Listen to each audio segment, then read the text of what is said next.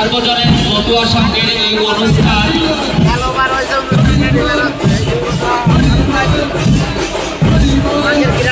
সেই সাথে পুরসামলা সার্বজনীন মতুয়া সংঘ পুরসামলার দলটি ইতিমধ্যে আমাদের উৎসব অঙ্গনে এসে পৌঁছেছে।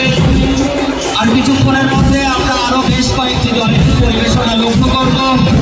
শুধু ভক্তবৃন্দ আপনারা একটু ধৈর্য সহকারে অনুষ্ঠান উপভোগ করুন।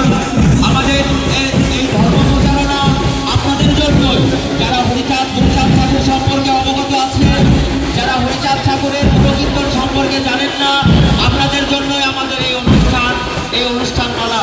তাই আমাদের এই অনুষ্ঠান আপনারা উপভোগ করুন, উপভোগের সুযোগ করুন। হরিচাঁদ ঠাকুর ছিলেন সত্যের পূজারী।